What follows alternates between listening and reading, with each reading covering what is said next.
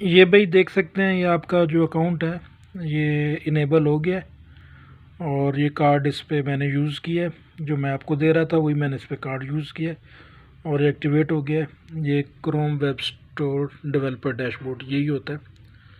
तो ये आप देख लें, इस पे ये मैंने पेमेंट मेथड ऐड किया था यहाँ पर, ये आप देख लो।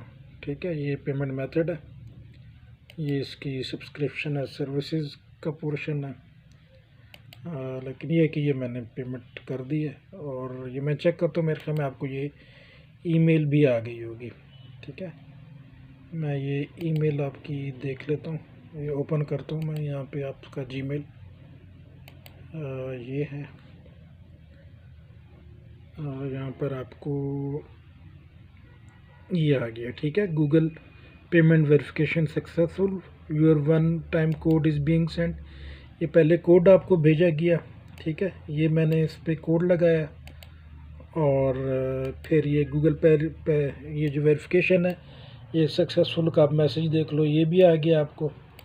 ठीक है, और फिर आप देख लें कि ये आपको थैंक यू का मैसेज भी आ गया। जो हमने वेरिफिकेशन की थी तो वो थैंक यू का मैसेज आया इसमें। और ये आप देख सकते हैं कि ये रसीद आपको मिल गई इसकी। ठीक है, तो ये व्यू ऑनलाइन आप चेक भी कर लें वैसे। तो ये मैं चेक कर रहा हूँ उसमें व्यू ऑनलाइन, ये आपका अकाउंट ये एक्टिव हो गया। ठीक है।